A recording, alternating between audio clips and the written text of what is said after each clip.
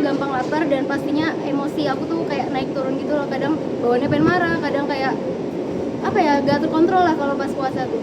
Jadi agak kurang sabar ya, mungkin bawaan lapar mbak. Di kereta sekarang tuh udah penuh orang berburu-buru untuk pengen pulang gitu. Jadi kita bawaannya aduh emosi terus lah. Jadi bad mood sih kak. Aku jadi kayak craving.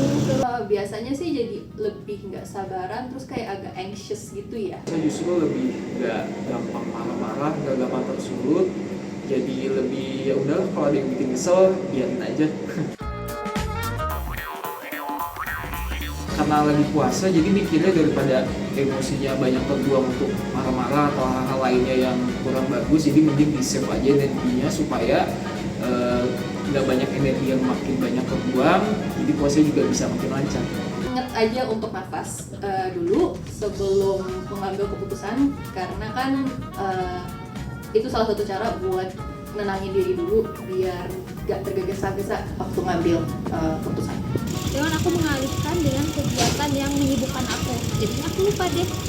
Kita paling ambil narik napas gitu, nahan emosi juga, ngontrol narik napas gitu aja. Kita tuh harus banget berpikir positif dan juga karena lagi puasa ya, jadi pinter-pinter kita tuh menahan hawa nafsu kita, menahan rasa amarah dan lain sebagainya. Pinter-pinter mengontrol diri, intinya itu. Halo Healthy People, jumpa lagi dengan saya Beni Dermawan di CNN Indonesia Health. Di era serba cepat sekarang ini, stres mudah datang, overthinking makin sering dan energi mental ini cepat terkuras. Tapi tahu nggak Healthy People, kalau puasa ini adalah latihan mental terbaik untuk melatih disiplin, kesabaran, dan ketahanan diri. Dan hari ini kita akan membahas bagaimana puasa bisa jadi fondasi untuk kesehatan mental yang lebih kuat dan stabil. Dan untuk membahasnya telah hadir bersama saya Isabella Saskia Mulia, seorang psikolog klinis dewasa. Halo Mbak Bella. Halo Benny. Apa kabarnya? Alhamdulillah baik. Terima kasih sudah bersama dengan kami hari ini. Nah Mbak Bella langsung aja nih. Ini kan mungkin banyak orang, termasuk juga saya ini berpikir kalau puasa itu hubungannya dengan kesehatan fisik. Tapi sebenarnya dengan mental ini ada nggak hubungannya? Ada banget. Ada banget? Sebetulnya, iya. Jadi puasa atau momen bulan Ramadan ya, puasa 30 hari gitu, itu sebetulnya bisa dijadikan momentum atau instrumen bagi individu untuk melatih yang namanya regulasi diri. Regulasi diri.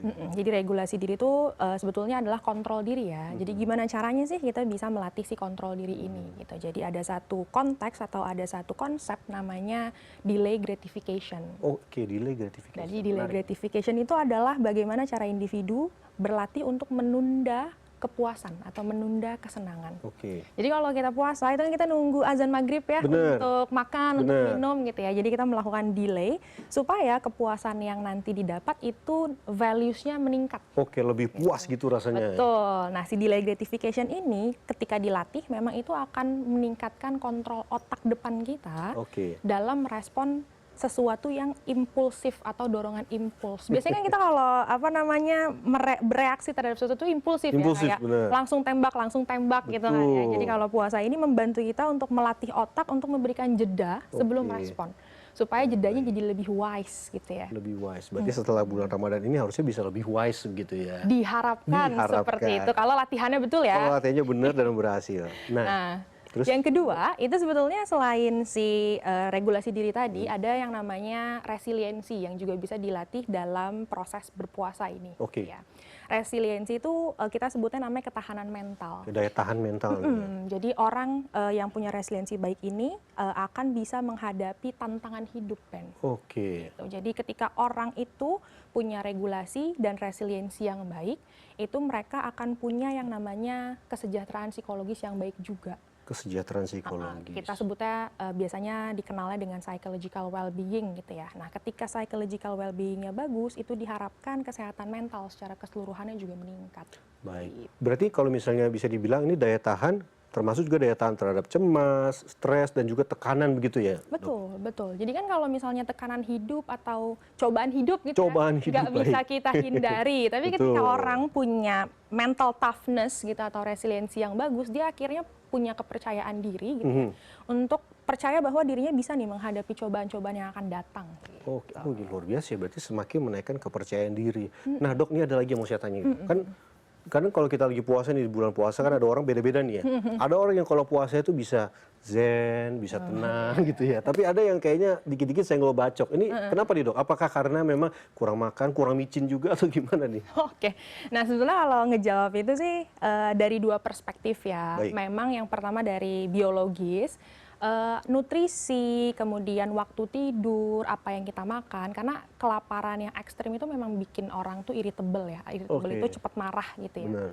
Tapi memang perbedaannya gimana sih antara orang yang tadi cepat marah-marah, si tenang sama si pemarah. Gitu ya. Nah si tenang itu biasanya selain dia juga merasakan tantangan fisik, dia punya persepsi yang lebih baik terhadap si puasa. Jadi kita ini bergantung pada persepsi, bagaimana seseorang itu mempersepsikan puasa itu secara positif atau negatif. Oke. Kalau positif biasanya, oke ini kita lapar, tapi ini adalah momen untuk mendekatkan diri sama Tuhan misalnya, benar-benar. atau ini adalah momen untuk melatih tadi ya ketangguhan mental. Tapi kalau misalnya yang si pemarah ini, biasanya persepsi dia udah negatif terhadap si puasa. Jadi puasa itu dianggap sebagai ancaman Oke. atau kekurangan kayak, aduh gue harus puasa nih, aduh gue akan kelaparan, kepanasan dan lain-lain. Jadi fokusnya tuh udah negatif. Oke. Nah orang yang berpikir negatif biasanya itu ngasih sinyal ke otak untuk defense. Oke. Orang yang lagi mode defensif itu biasanya agresif ya. Kan? Biasa. Jadi cepet agresif. marah, apa-apa marah-marah, senggol bacok tadi ya gitu. Jadi memang itu ditentukan sama nutrisi tadi memang tidak bisa dipungkiri gitu ya, dan persepsi tadi sih.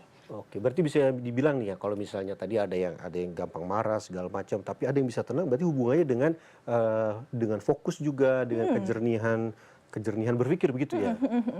Oke, baik. Kita sebutnya biasanya mindset positif gitu, atau positive thinking gitu ya Positive terhadap thinking. sesuatu gitu sih. Baik. Nah, tadi tuh ada orang-orang yang bisa tenang, bisa zen, terus tadi ada yang agresif tadi kan, Mbak Bella bilang.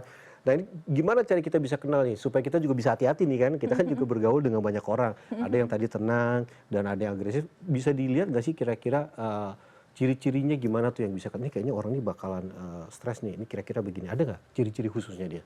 Kalau ciri-ciri sih sebetulnya kita bisa melihat pola ya. Jadi kan kalau misalnya kita ngomongin soal bahasa, Iya. itu kan ada bahasa verbal sama non-verbal. Sebenarnya kita bisa observe nih orangnya dari kejauhan Oke. gitu ya. Sebelum kita berinteraksi, mungkin takut gitu ya kalau Betul. ntar kayak gue salah ngomong nih. Kita bisa lihat nih observasi, Gestur. ciri-ciri, gesture. Jadi kita bisa lihat dari non-verbal behavior. Oke. Biasanya orang yang zen itu kalem, dia nafasnya gitu. Kalau misalnya sekarang kan smartwatch itu kita lihat aja detak jantungnya berapa. Oke, Biasanya orang baik. yang lagi agresif itu dia heart rate-nya naik, terus habis itu dia gerasak-gerusuk tuh biasanya verbal behavior-nya, non-verbal behavior-nya kayak gitu kan. Jadi lebih ke arah kita bisa mengobservasi ciri-cirinya dari gesture dulu sih sebelum kita berinteraksi sama si orang itu gitu. Oke, nah ini tadi udah ngomongin soal interaksi sosial. Tentunya juga kalau Ramadan lagi puasa ini hubungannya juga dengan kita nunggu nih mau bukber segala macam. Berarti kan ada interaksi sosial di sana. Nah, ada nggak hubungannya nih interaksi sosial juga dengan kesehatan mental? Oke. Nah sebetulnya kalau interaksi sosial yang sehat ya, Yeah. dalam kata kunci yang sehat nih, dia bisa memprovide yang namanya social support atau Social dukungan support. sosial. Oke.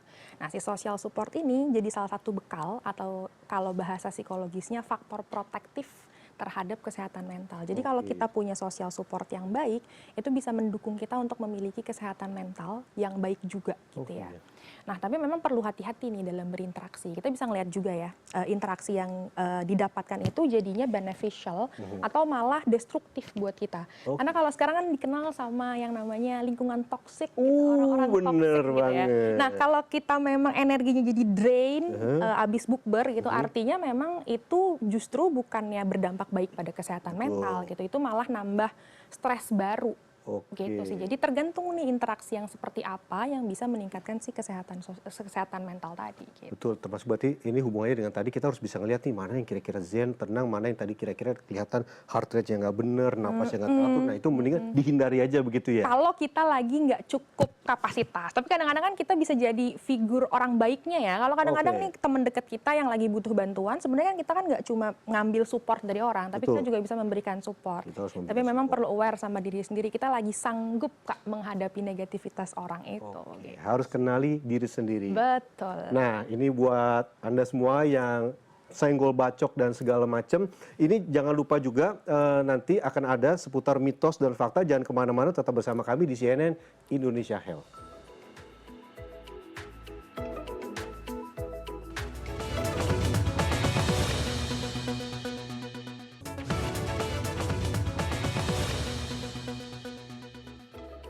Anda masih menyaksikan CNN Indonesia Health dan saya masih bersama dengan psikolog klinis dewasa Isabella Saskia Mulia. Dan sebelum kita lanjutkan diskusi, ada banyak mitos seputar manfaat puasa untuk kesehatan mental. Kita akan bahas dulu satu persatu. Oke Mbak Bella, kita lihat nih ada mitos atau faktanya apa saja. Kita lihat yang pertama, kalau lagi stres atau cemas sebaiknya tidak berpuasa. Nah ini mitos atau fakta nih Mbak Bella? Mitos. Mitos. Karena sebetulnya berpuasa itu bisa menurunkan hormon stres namanya hormon kortisol. Oke, puasa tuh bisa bantu neken itu? Betul. Oh, Karena hebat biasanya juga ya. kalau sehari-hari kita enggak puasa gitu Iya. kan, kita banyak intake makanan Betul. dan itu nggak teratur. Biasanya tuh hormon kortisol tadi bisa naik turun secara drastis dan signifikan. Oh, itu juga sama ya, bantu sini ya? Betul. Oke, menarik ini. Lanjut Mbak Bella, kita lihat lagi mitos atau fakta. Yang kedua, asupan nutrisi. Nah ini tadi Mbak Bella udah singgung sedikit ya. Ini sangat berpengaruh pada kestabilan emosi. Benar apa enggak? Betul banget. Betul banget. Dan jangan lupa kalau puasa itu biasanya hidrasi juga ya. Oke. Karena hidrasi. kalau kita dehidrasi biasanya irritable tuh, bukan cuma nutrisi tapi hidrasi juga jangan Oke. lupa dipenuhi. Berarti pada saat sahur dan buka kalau bisa banyak ya minumnya ya? Secukupnya, Secukupnya. karena sesuatu yang berlebihan juga kita konsepnya nggak bagus ya. Jadi Oke. secukupnya tubuh kita itu butuhnya berapa sih? Karena awareness tadi jadi penting banget. Oke, Tubuh kita tuh awareness. butuhnya berapa, dicukupilah kebutuhan itu. Oke, Gitu. ini Jangan menarik. kekurangan, jangan terlalu berlebihan. Jangan berlebihan, nggak bagus juga. Betul. Kita lihat yang ketiga, mitos atau fakta. Saat emosi memuncak kita cenderung ingin makan banyak. Bener nggak nih? Bener, itu bener. fakta. Karena yang aktif tadi tuh, otak depan kita mati. Jadi dia impulsif. Makanan itu kan sebuah dorongan. Oh benar-benar. Jadi ketika ada sinyal makan, otaknya nggak memproses karena dia lagi emosi. Oh, Yang aktif itu otak belakang namanya amigdala. Oke. Amigdala itu responnya refleks. Refleks kayak reptil gitu ya? Jadi apa makan, ayo makan. Jadi impuls nggak diproses secara bijak di otak depan. Oke, baik. Lanjut kita lihat yang keempat. Puasa membantu mengatur hormon stres. Benar nggak nih Mbak Bella? Betul, Benar tadi ya. Jadi hormon kortisol menurun atau jadinya stabil. Oke, lebih stabil. Jadi lebih tenang gitu ya. Oke, kita lanjut lihat yang selanjutnya. Kurang makan saat sahur tidak ada hubungannya dengan emosi. Nah, ini menarik. Ini benar nggak nih, Dok? Ini mitos dong. Ini mitos ya? Oh, mitos. Karena memang ada hubungannya. Ada hubungannya. Oh, ada hubungannya ya. Ini kenapa nih, Mbak Bella? Ini mitos karena yang tadi balik lagi kalau kurang makan itu kan jadinya tubuh kita tuh modenya defisit ya. Jadi kita nggak ke fulfill nih secara fisiologikal. Jadi psychologicalnya itu akan bermasalah juga karena memang base pertama dari struktur kehidupan kebutuhan itu fisiologis. Oke, fisiologis. Kalau dia kekurangan kita akan fokusnya di situ aja. Kita belum bisa ngomongin soal kesejahteraan mental dan lain-lain. Boro-boro gitu ya. Boro-boro Jadi nih. memang fisiologisnya dulu ke fulfill. Baru kita bisa level up untuk memenuhi yang lain. Bener. Makanya jadi kalau mau rapat atau mau apa sebaiknya makan dulu ya, jadi supaya lebih tenang ya. Makannya jangan banyak-banyak. Tapi jangan banyak-banyak ya. secukupnya. Secukupnya, lagi-lagi secukupnya. Awareness tadi ya. Awareness, betul. Baik, Mbak Bella kita lanjut nih, kita lanjutkan diskusi yang tadi. Nah, apakah puasa ini juga bisa jadi latihan mental untuk menghadapi tekanan hidup? Ini mungkin tadi konsepnya udah sempat dijelasin Oke. ya si resiliensi, tapi mungkin aku mau memperdalam Boleh. gimana caranya. Jadi resiliensi itu kan memang si ketahanan mental atau daya tahan kita dalam menghadapi sebuah cobaan atau tantangan gitu ya kalau resiliensi. Nah orang puasa nih misalkan dia menantang ya hari-harinya, gimana sih mengelola emosi, gimana sih Betul. mengelola perut lapar, gimana sih menghadapi tantangan lain-lain, panas, hujan, macet dan lain-lain nih. Ketika memang dia pada akhirnya berhasil puasa sampai akhir, dia bisa nahan sabarnya dan lain-lain. Selama 1 bulan, akhirnya dia meningkatkan satu hal yang namanya self-efficacy. Self-efficacy itu adalah keyakinan diri. Oke, jadi lebih yakin. Oh, tadi percaya diri juga ya? Jadi itu Percaya masuk diri. dalam self-efficacy. Jadi ketika nanti 11 bulan lainnya nih, dia punya cobaan, dia pada akhirnya diharapkan dapat berpikir atau punya konsep bahwa ini cobaan-cobaan tuh bisa aku lalui. Kepercayaan diri itu yang akhirnya jadi spirit atau semangat untuk menyelesaikan apapun yang terjadi di dalam hidupnya dia sih. Oke, lebih tough juga. Tadi resiliensi berarti ya? Resiliensi. Oke, lalu Mbak Bella, ini kan kalau kita bicara soal tekanan, itu kan sekarang di zaman sekarang ini kan nggak cuman di kantor, kita ketemu di interaksi sosial begitu, tapi juga lewat media sosial. Betul. Nah, ini perlu nggak sih juga sebenarnya kita puasa media sosial juga karena kita juga pengen tahu nih sebenarnya berpengaruh nggak sih media sosial kepada kesehatan mental? Kalau di psikologi itu selalu ngomongnya tergantung. Oh tergantung, baik. Tergantung apa yang kita lihat di media sosial. Karena kan Oke. sekarang media sosial konotasinya tuh nggak cuma negatif ya. Kita perlu melihat memang dua sisi gitu. Kadang-kadang konten juga banyak kok yang positif. Contoh misal kayak sekarang banyak konten-konten religi juga untuk Oke. self development, dan bahkan ada beberapa hal di media sosial yang membantu kita dalam pekerjaan juga. Ketika memang konten itu kita proses dengan positif dan punya dampak positif buat kita, itu nggak ada salahnya untuk Oke. dikonsumsi sebanyak mungkin malah ya gitu. Karena Sebanyak itu kan mungkin, oke. positif ya. Oke. Tapi memang ketika konten-konten yang konotasinya negatif atau berdampak negatif ya. Jadi kita ngomongin konten kemudian kita proses dan jadinya negatif, itu yang perlu diperhatikan sebetulnya. Jadi misal nih, ada satu konten perang nih misalnya, ada beberapa yang memang mempersepsikan itu jadi positif, kayak oke deh kita bersyukur mau ngebantu orang lain dan lain-lain. Tapi mungkin ada yang ke-trigger nih gara-gara si konten perang. Jadi bagaimana cara kita memproses sebuah konten juga jadinya matters gitu. Oke. Untuk kita tuh perlu nggak sih detox sosmed ya sekarang Oke, tuh kalau iya, iya, misalnya itu. Jadi memang pada dasarnya balik lagi ke awareness. Ketika memang itu udah bikin nggak nyaman, ketika itu memang sudah jadinya kontraproduktif, artinya memang perlu dibatasi, atau tadi puasa ya, disiplin lagi Oke. sih, balik lagi disiplin diri, kontrol untuk seberapa banyak si konten-konten ini bisa masuk ke dalam diri kita gitu. Apalagi sekarang kalau sosmed itu social comparison ya yang paling Social comparison, bener. banyak. Bener banget. Ada konten, kan ada orang yang biasanya ngelihat, ih seneng ya ngelihat mereka rame-rame, tapi ada kayak, kok aku jadi nggak punya temen ya. Nah orang kedua ini nih yang sebaiknya dia berhati-hati dan nggak usah terlalu banyak lihat sosmed deh gitu, karena memang akhirnya dampaknya negatif untuk dia gitu sih. Jadi memang tergantung. Berarti benar-benar tergantung ya. Berarti juga ngelihat orangnya juga. Jadi mungkin kita bilang nggak perlu puasa banget nggak perlu ngelihat sosmed juga. Tapi tergantung orangnya juga. Apakah dia memang. Berarti sekali lagi tadi kan puasa juga awareness gitu, membantu mengenali. Kita perlu nggak nih ngeliat ini, atau kita mungkin bisa bantu ngurang-ngurangi atau ngeblok begitu ya, Mbak Bella ya. Nggak usah dilihat gitu. Kalau Nggak usah di dilihat. kalau di sosmed misalnya di Instagram itu kita bisa mute atau gimana. Kalau emang konten itu triggering, kita punya hak kok untuk nggak ngelihat itu. Karena kan Oke. kita harus punya namanya self boundaries ya. Baik. Batasan-batasan mana yang boleh masuk, mana yang boleh mempengaruhi kita. Nah, orang itu biasanya punya self boundaries awalnya dari aware.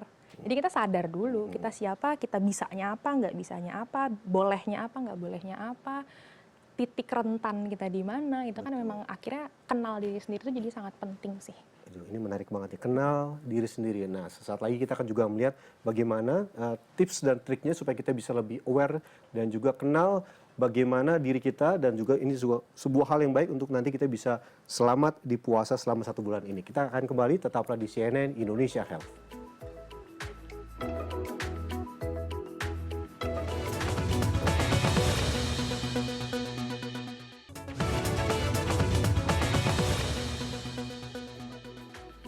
Anda masih menyaksikan CNN Indonesia Health dan saya masih bersama psikolog klinis dewasa Isabella Saskia Mulia. Nah, Mbak Bella, ini kan kalau kita bicara soal bulan Ramadan kan juga keluarga nih, ada bapak, ibu, anak-anak juga ikutan. Nah, ini apa pengaruhnya nih kalau anak-anak juga sudah mulai berpuasa? Apakah nantinya dewasanya menjadi lebih resilience begitu? Bagaimana? Sebetulnya kalau itu latihan sih. Latihan, oke. Latihan kalau dari anak. Makanya kan memang kalau anak itu yang belum wajib puasa, biasanya boleh tuh puasa setengah hari. Sebenarnya buat apa sih gitu? Untuk melatih bahwa memang kan ketika kita mau jalan atau kita mau lari itu kan ada step by stepnya ya, Betul. dari diri sendiri. Nah itu tuh jadi kayak membangun landasan sehingga nanti dia nggak kesulitan Baik. saat saat dewasa gitu ya. Dan memang anak-anak tuh kan lebih irritable ya. Kenapa lebih cepat marah-marah? Karena tadi otak depannya tuh memang belum sempurna. Oke. Karena otak depan itu sempurna di usia 21. Gitu. Jadi panjang memang juga ya. latihan sabar, latihan bahwa kita akan dapat kok yang kita mau dengan waktu gitu-gitu. Jadi latihan mental itu, tapi sebetulnya kalau ngomongin puasa itu belajar sih. Kita jadi building blocks dari bawah, cara puasa tuh kayak gini, nggak harus langsung sempurna gitu ya, tapi bisa dibangun pelan-pelan gitu. Oke, ini memperkenalkan jadi ya supaya dia bisa siap di dunia yang akan datang begitu ya. Baik, lalu Mbak Bella, ini kan kalau tadi kita lihat tekanan itu kan ada banyak tadi kan, Betul. termasuk dari media sosial semuanya. Nah, ini sebenarnya ada nggak sih tips-tips khusus gitu supaya kita bisa menghadapi tantangan, lalu kebiasaan-kebiasaan kecil apa yang juga nanti akan berdampak pada kesehatan mental, terutama di bulan puasa ini. Oke, jadi sebetulnya tadi ya kalau balik lagi ke konsep self awareness atau aware sama diri sendiri yang tadi kita udah bahas juga, dampak positif itu jadi banyak banget ya. Jadi kita bisa menghilangkan distraksi, ngilangin yang nggak penting dan menyerap yang penting yang baik buat kita. Nah, salah satu cara untuk meningkatkan self awareness itu dengan mindfulness. Oke. Kenal nggak konsep-konsep mindfulness? Mindfulness berapa sih? Mindfulness itu tuh hadir sebetulnya. Hadir. Being present at the moment. Being here and now. Jadi biasanya kenapa sih orang bisa stres? Kenapa sih orang tuh bisa anxiety? Kenapa sih orang punya trauma? Trauma itu adanya di masa lalu. Anxiety atau kecemasan itu di masa depan, sesuatu yang belum kejadian. Tapi kadang-kadang orang lupa nih hidup di masa sekarang gitu ya. Jadi mindfulness itu satu teknik yang memang bisa dilatih. Nah, di Ramadan itu biasanya kan kalau kita hidup sehari-hari, kalau hari-hari biasa gitu ya, itu kan kita biasanya put ourselves in a rush, buru-buru dan lain-lain. Nah, di Ramadan ini mungkin bisa jadi momen untuk kita nafas ya. Nafas, slow down untuk bisa menikmati aktivitas-aktivitas yang kita lakukan. Contoh biasanya sholat aja nih kalau yang muslim gitu ya lagi puasa. Sholat aja gitu. Nah, kalau Ramadan tuh bisa meningkatkan mindfulness tadi. Sebenarnya di Islam juga diajarin sholat tuh khusyuk gitu kan. Mindfulness itu sama dengan khusyuk gitu. Jadi memang hadir pada saat itu. Menikmati setiap prosesnya begitu. Prosesnya gimana dan kenapa sih kita perlu menikmati prosesnya. Pada akhirnya kita bisa meningkatkan makna. Kenapa sih gue sholat? Tadi buka puasa. Sahur gitu ya, yang biasanya makan aja itu bisa tuh dinikmati makanannya. Terus habis itu kita ngunyah berapa kali ya, orang yang mindfulness practicing tuh benar-benar dihitung gitu. Ini lupa, ini orang udah pada lupa kan? Iya benar, ngunyah. Karena kita biasa makan aja keburu-buru kerjaan gitu kan ya. Nah ini puasa bisa jadi momen untuk ngambil jeda sedikit gitu ya, kasih kita waktu untuk space, nafas. Jadi sebelum mindfulness itu basicnya atau yang paling dasarnya adalah teknik pernafasan. Kadang manusia pun lupa nafas. Lupa juga nafas, betul. Makan Kenapa? lupa, nafas pun lupa. Lupa. Jadi nafas itu bisa kita rasakan. Sebenarnya buat apa sih ketika kita rasakan dan lain-lain, pada akhirnya kita bisa menumbuhkan satu konsep namanya gratitude. Gratitude itu rasa syukur sebetulnya. Sehingga rasa syukur itu bisa meningkatkan persepsi positif kita tuh terhadap banyak hal. Jadi kayak alhamdulillah ya, syukur ya gue masih bisa makan, gue masih bisa hidup dan lain-lain dan seterusnya gitu sih. Ketika kita memang punya rasa syukur, gratitude itu memang bisa mengurangi tingkat depresi, mengurangi stres karena kita pada akhirnya terlatih untuk melihat sisi positif dari berbagai hal gitu ya. Gitu sih. Benar-benar. Juga mengurangi segala sesuatu dilakukan autopilot gitu. Oke, jalan aja tapi pikirannya sambil kemana atau sambil melakukan hal yang lain. Bener. Jadi kalau mindful itu kita lagi ngapain ya, nafas dulu, dinikmati setiap prosesnya gitu kan sampai nanti ketika memang terbiasa menemukan makna. Tapi ini secara biologis ya. Jadi ada satu sistem syaraf namanya parasimpatis. Parasimpatis ini aktif kalau badan kita tuh lagi istirahat dan rileks, lagi chill. Parasimpatis itu baru naik. Nah, kadang-kadang kalau hari-hari dia tuh nggak aktif, simpatisnya terus nih yang aktif gitu kan. Jadi mindfulness itu untuk balancing. Sehingga yang tadi tuh kita omongin di awal, ketika kita merespon ada jedanya. Jadi bikin kesel nih, jeda dulu, nafas dulu, baru kita responnya perlu marah nggak sih? Gitu. Tapi kalau misalnya yang biasa nih, kalau kita nggak pernah mindful gitu ya udah tembak aja tadi. Sumbu pendek. Karena nggak diproses. Nggak diproses. Nggak ada jedanya, langsung. Baik. Ini sebenarnya bagus banget ya tipsnya. Nggak cuma di bulan Ramadan atau bulan puasa ini, tapi juga seumur hidup harusnya. Dan itu kabar baiknya adalah mindfulness itu praktek yang bisa dilatih pelan-pelan. Gitu, nggak langsung. Sekarang kan banyak nih olahraga kayak yoga. Itu tuh sebenarnya practicing mindfulness loh, Ben. Gitu. Jadi kan kayak rasakan nafasnya, tahan nafas, buang nafas gitu. Mungkin nanti bisa dilatih gitu ya. Di YouTube juga banyak kok. Box breathing namanya, itu latihan pertama dari mindfulness sih. Memang mulai itu dari nafas. Box breathing ya. Oke. 4. Iya, gitu betul. Oke, ini terakhir nih Mbak Bella ya. Ada tips nggak nih supaya pada saat kita melewati satu bulan ini yang tentunya penuh rahmat nih kan, kita udah dikasih kesempatan dari 1 tahun ada 1 bulan kita tadi lebih mindfulness supaya kita tidak hanya fisiknya aja yang sehat tapi juga secara mental dan juga secara emosi itu juga bisa lebih baik. Oke. Mungkin sarannya adalah melihat puasa ini secara holistik ya, atau utuh gitu. Nggak cuma melihat sebagian, yaitu menahan lapar dan haus. Oke. Tapi melihat secara keseluruhan bahwa ada hal baik juga yang bisa kita lakukan, atau dampak baiknya tuh banyak banget sebetulnya gitu kan ya. Selain fisik, mental gimana sih? Jadi jadikanlah momen puasa ini itu sebagai latihan mental tadi, dan sebagai sarana untuk memenuhi tampungan spiritualitas yang biasanya mungkin kita lupa di hari-hari biasa gitu ya. Nah, dan itu momen ini bisa jadi bekal untuk kita menghadapi tantangan hidup 11 bulan ke depan sih gitu. Oke, baik. Mengisi tabungan spiritual. Jadi bulan ini tidak hanya riset dari riset perut juga, riset fisik, tapi juga riset mental, emosi, sehingga bisa lebih baik lagi selama setahun ke depan, bahkan sampai seterusnya. Seterusnya, betul. Baik, terima kasih banyak Mbak Bella sudah bersama dengan CNN Indonesia Health hari ini. Semoga teman-teman di rumah bisa belajar hari ini untuk bisa menjalani puasa dengan lebih baik lagi. Dan demikian CNN Indonesia Health hari ini. Saya Bini Dermawan pamit. Healthy people, healthy life. Sampai jumpa.